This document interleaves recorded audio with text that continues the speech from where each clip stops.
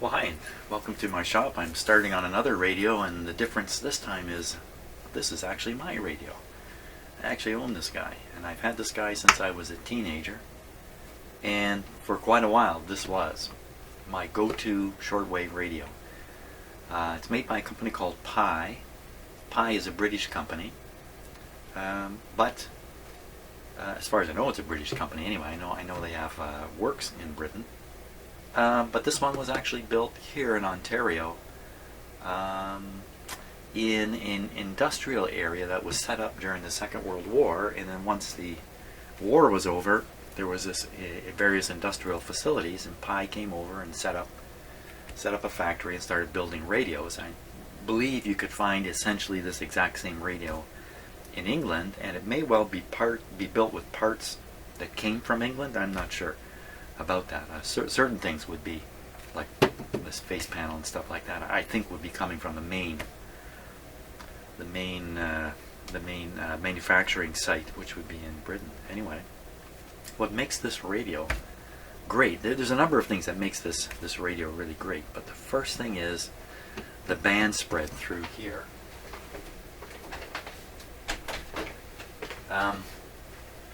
A lot of radios that have a short wave on them, I don't really have the best example here to just whip up in front of the camera, but a lot of shortwave radios tune through the entire shortwave spectrum. They might start at 3 megahertz and go up to 15 megahertz or something like that.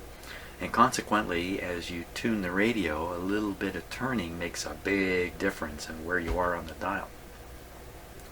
Some radios will break down the spectrum, the shortwave spectrum, into 2 or 3 bands, but still has continuous coverage from a low of, I don't know, 2 megahertz all the way up to 15, and even beyond, up to 30. This guy's different. This one is all about listening to international broadcasts. Of course, when the radio was built, there was a ton of international shortwave broadcasting going on. Not so much anymore. So what they've done is they've taken out little pieces of the shortwave band, stretched them out, and stuck them here. So this isn't a continuous coverage shortwave radio. This is a broadcast band shortwave receiver. Starts with the ordinary AM radio local broadcast band here. And then it does a 49 meter band, 41 meter band, 31 meter band, 25, 19, 16, and 13. 13 meter band stops at 22 megahertz, which is pretty high. You don't hear much up here anymore, anyway. So that and so when you want to tune in a station now, it isn't a matter. Where's the tuning right here? It isn't a matter of a little tiny touch. You can swing this quite a ways as you tune through a station because the band is spread so wide. That's wonderful. So, but if you want to listen to stuff between the broadcast bands, this is not the radio for it.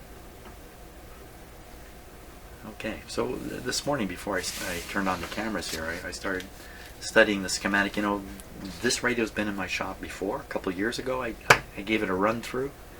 I'm a lot more experienced now, and I'm excited about going through this radio and bringing it up to its real capabilities.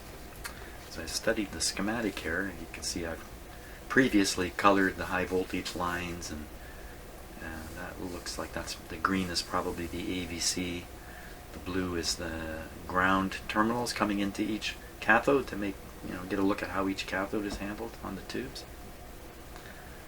So I spent time on this radio, but I don't think it was the best time. Let's take a look at the schematic here.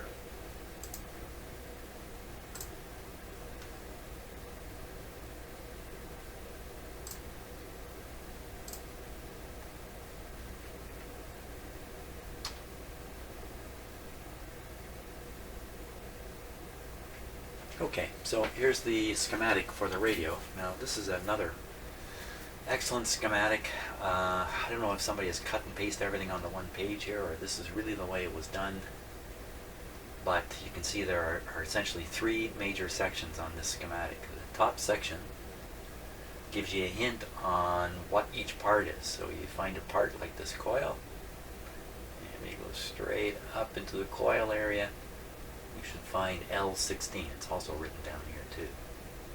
So all the coils are identified on this line across here. All the tubes are on here, V1, so if you come straight down, there's V1. So this is a great way if you want to know where is R18. So you look for it. Can't see R18 here, so you just go down. There it is, R18. That's a special resistor in this radio. So the next part of the schematic is the actual schematic. There it is. No part sizes written on it, but all the part identifiers are fairly clear and easy to see. And then down at the bottom is a table of parts. Code list for receiver. Code list. Okay, so what they're listing here is the reference number, code number of some sort. There's no reference number here. Why? Well, these parts are standard parts, and these are coils and things like that. And here they have given it a part number, a PYE part number, reference number. So this table is to help, I guess, people repairing these radios. To identify the part number, you got to call up PYE and say, "Send me a coil. Send me a 78." I don't think they're going to respond anymore. By the way, I have the feeling the factory is closed. So. Now if you look at the radio itself, what makes this radio special is, see these sets of coils here? There's lots of bands on this radio, so there's lots of coils. So a set here, a set here, and a set here. You know, a lot of radios will have two sets of coils in this area of the radio. They'll have a set for the antenna and a set for the local oscillator. This one has another set of coils because it has a front end RF tube before the mixer tube. So a cheaper radio, no, all this is gone. Cheaper radio, this whole part doesn't exist. The antenna is hooked up here, and it goes straight into the mixer tube with just the benefit of a little bit of tuning here. But not this radio. This radio has tuning for the antenna, tuning for RF, and then tuning, of course, for the local oscillator to actually mix with the signals coming in and provide the IF with what it wants. And by the way, what does the IF want? I didn't notice anywhere here where it gave the IF frequency, which we can guess is 455. Well, maybe we'll stumble on it as I keep look up here at the coils. Well, we'll just go with the assumption it's 455 until I find out otherwise. Fantastic. So the rest of the radio is pretty standard. Special front end, but then from then on, pretty standard stuff. Two IF stages, an IF tube in between right here. Lots of complicated resistors and stuff going on. That's one thing about this radio, is it's a little complicated. And then we have the output transformer for the speaker, and that's the power supply transformer there. A few lights, there's quite a few lights in this radio.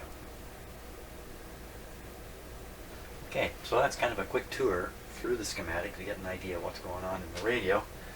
Next thing to do is, let's try the radio. Let's try it out.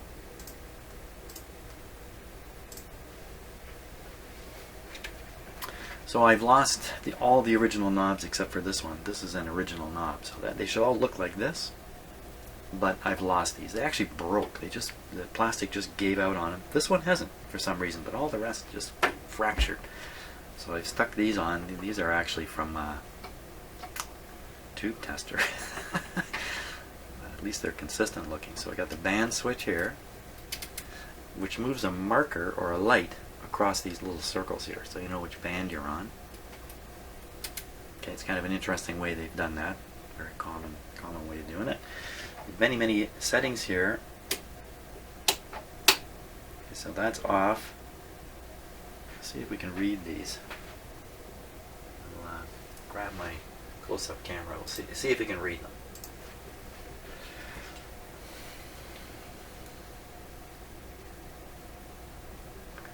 So the top one up here is off. I get a pointer. Hang on 1 second here. Okay.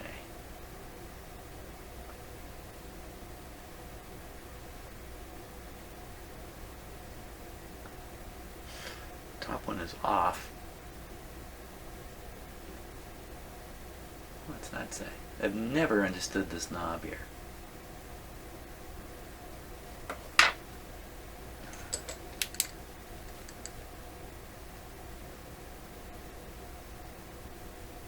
Off. FID?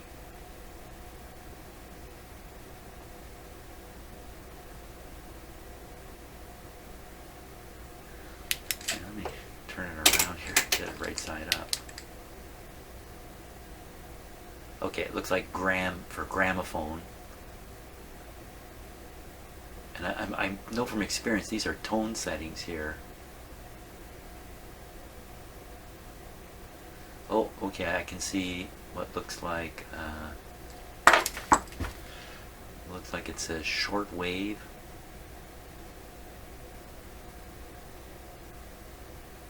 Medium. Bright. Melody. Shortwave, melody, bright. FID. FID. FIO? FID? I don't know what that is. Somebody's going to tell me, I'm sure. And down here we've got gramophone, MEL again, melody, and FID. FID. FIO. I don't know what it is. That's why I've never understood this knob. I've had this radio since I was 16, 17, something like that. Got this radio from a man who had a garage full of radios. He took a liking to me, invited me over one day, and took me in his garage. I was blown away. He goes, pick one, pick any one. Pick any radio you want, take it. And I picked this guy here. Let's flip around in the back.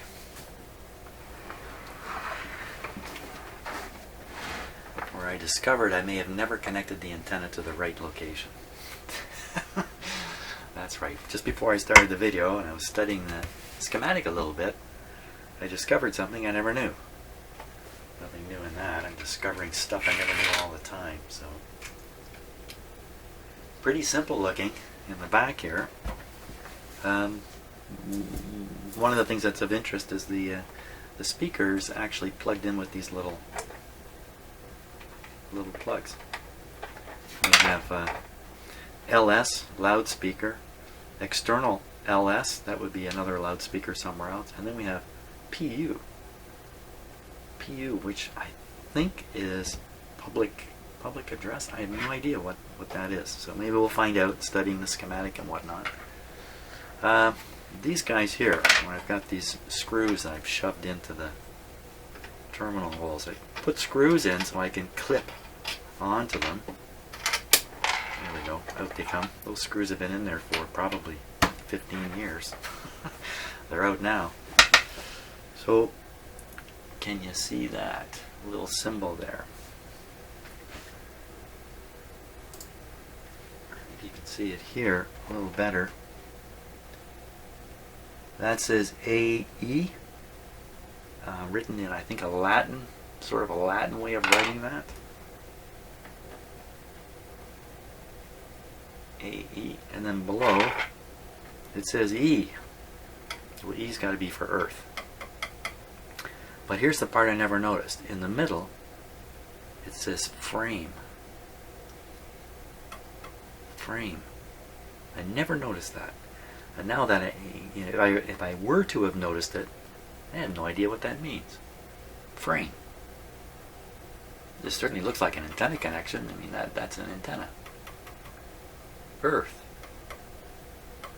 Frame. And then, what are these guys hanging out here? Isn't this the antenna connection? This is where I've always connected the antenna to this radio. I've always connected it here because I saw that antenna terminal.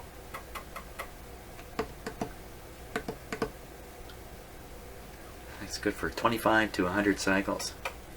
That's in case your energy system is freewheeling at the generators and they don't have any control over their speed. So.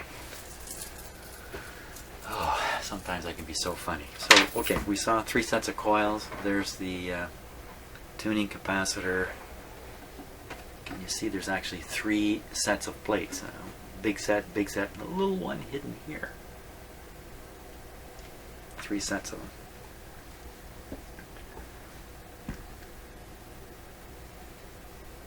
Oh, we can figure out which one of these are the antennas by connecting my external antenna on and off them. We'll experiment. Never did that. I just ignored these wires all this time.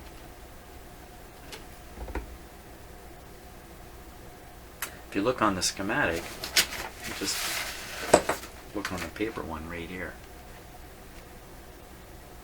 What caught my attention today was this: a loop antenna. And yet, there's an aerial antenna here, connected in a different way. So L5, now we can look in the list. L5. Oops, did I get the wrong number there? L3. I think that's L. Yeah, because there's L2. That's L3. Wow, does that ever look like 5? Okay, L3. Whoever set up the numbers anyway. L. So there's L3. Look what it says. Frame aerial. And look at L2. Broadcast aerial coil. And L1, while we're looking at it, IF filter coil. IF filter coil. So let's go over and look at L1. So you can see there's L1. It's adjustable, and there's a capacitor down here. That's just to knock out any of the IF frequency, which I didn't say what it was, didn't I?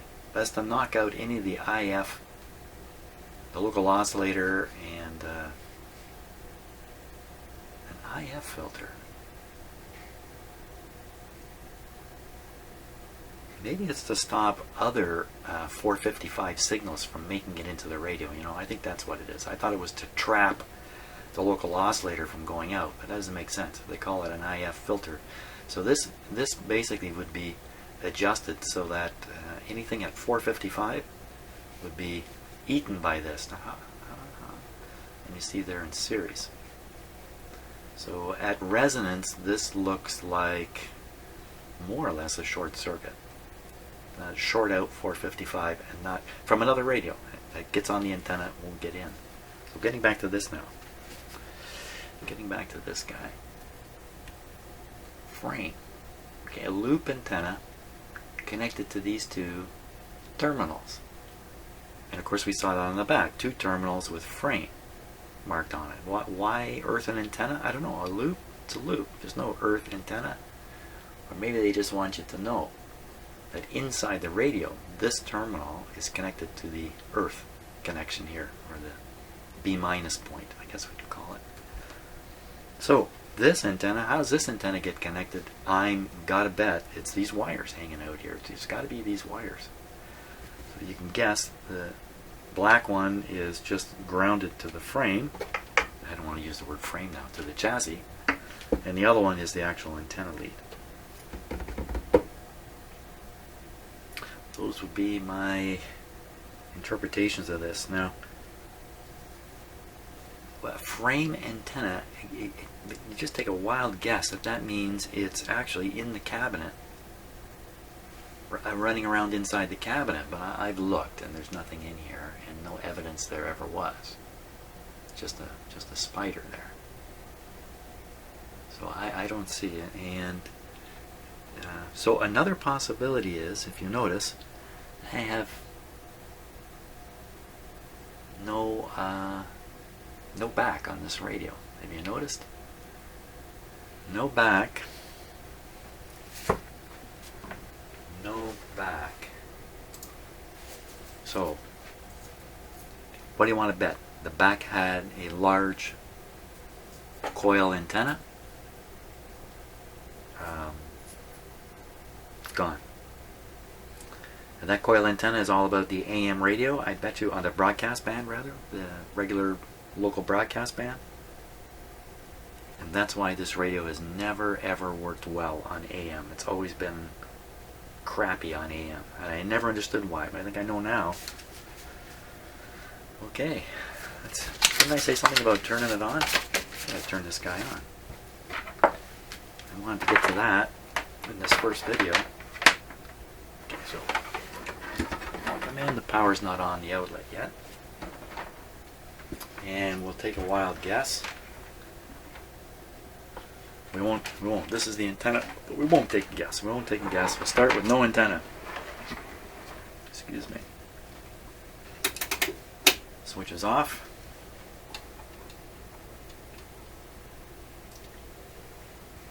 Ugh, that look. What is that?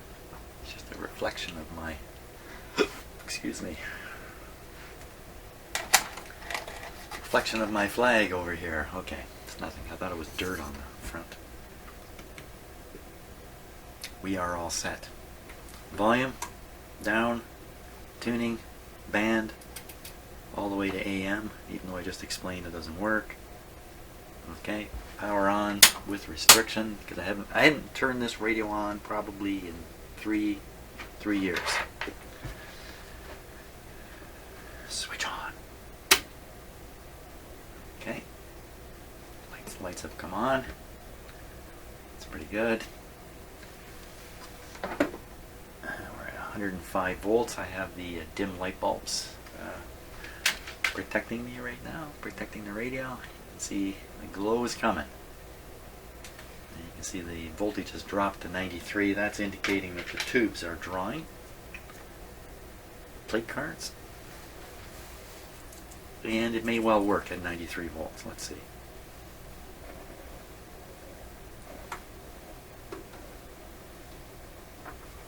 No antenna, so I don't know what we're going to hear. Okay, I'm just going to give it a moment, see if any smoke and fire and flame come out. No, it all smells great. Let's give it the full power here. There we go. This might make it a little more.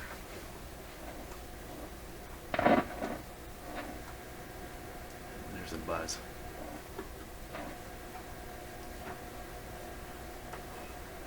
Ooh, that's really quiet.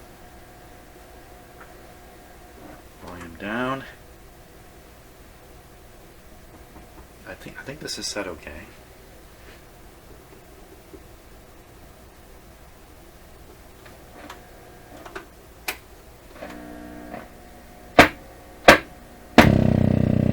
Ooh.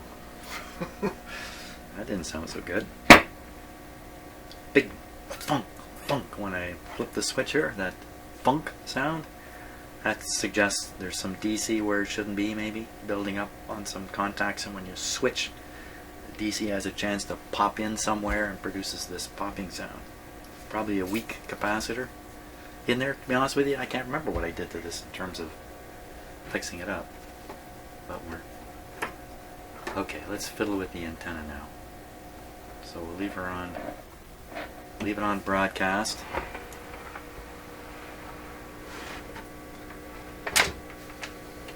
This might be loud. Ground?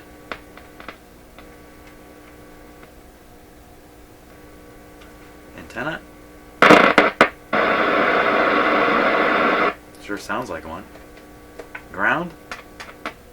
Same. Antenna? Oh man. That got me jumping. And then wiser to turn down the volume. Okay. Antenna. That's me turning the volume control. Hot diggity dog. So let's put the. This is exactly why I had this screw in here. Okay.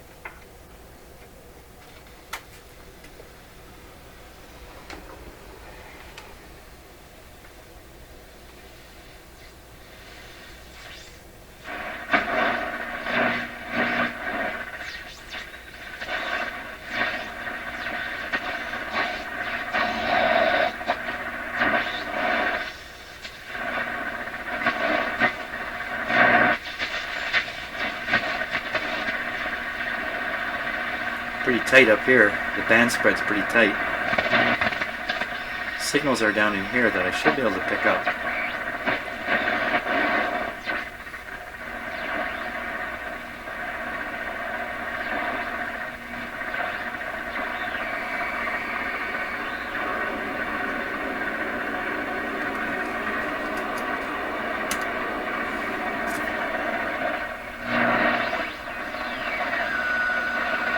Right there.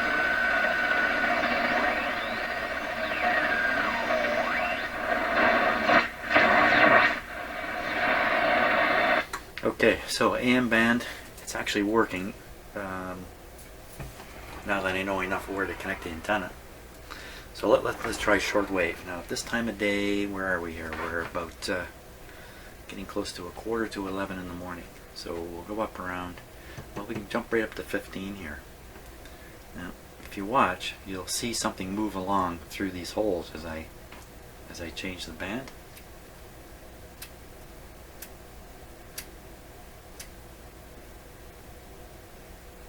There we are. 25 meter band, I think that's called. Now, I think I got the antenna hooked up wrong. So, leave the volume just where we can hear it.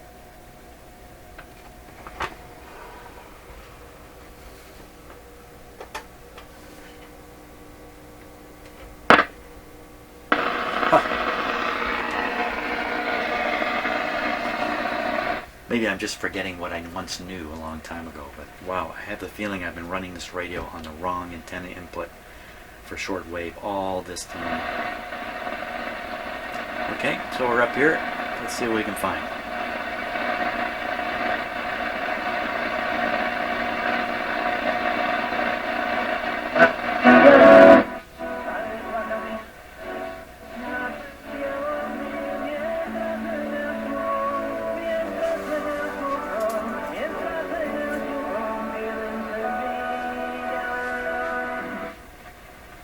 Probably Cuba.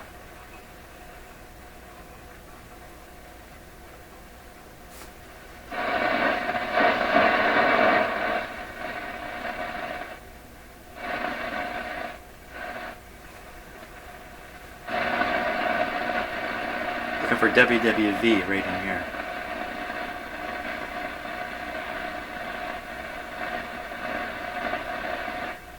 Nothing. So either it's not there to be heard, I have another radio to check with, or this radio can't hear it, but it's certainly hearing the strong signal higher in the band. Let's jump up to 17. So what I love about this radio is any band you're on, you're in the broadcast band.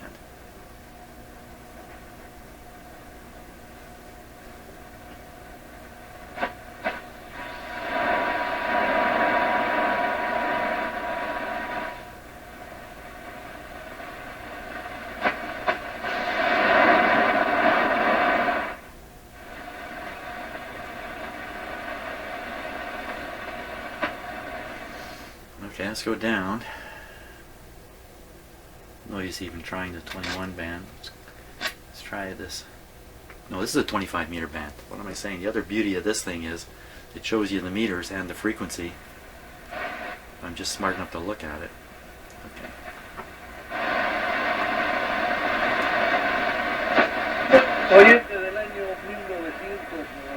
Sounds like the AVC is not very effective on this radio.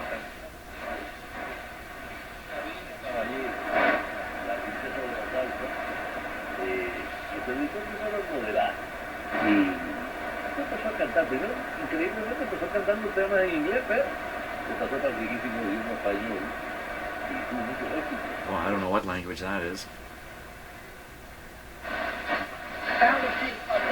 There he is.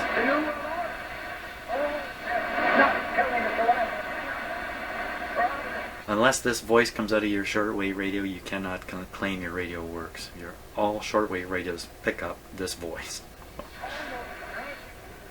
Usually more than one spot.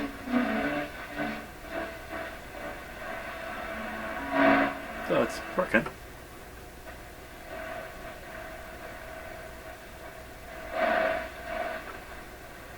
The other thing about this radio is you can throw the dial around, so you can really zoom up and down quick.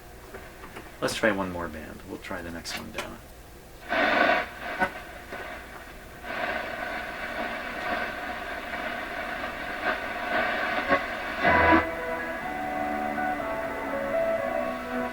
There's a nice bassy sound out of this radio too.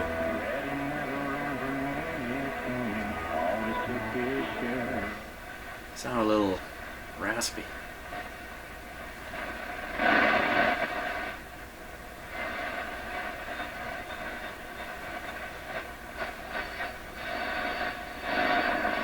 Little teletype. Okay, so we see the radio basically works. Whether its sensitivity is up to snuff, I doubt it. Can I make improvements in this radio? I think I can make lots of improvements. One of the things I really want to achieve is to get the dial accurate.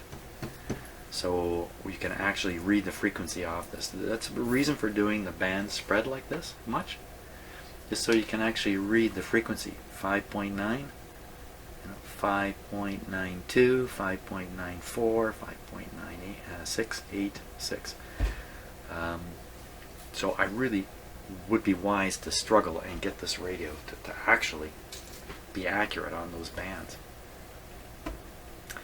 So I think that's the end of the checkout process here. No hum. Hum free. Fantastic. Okay, that's great.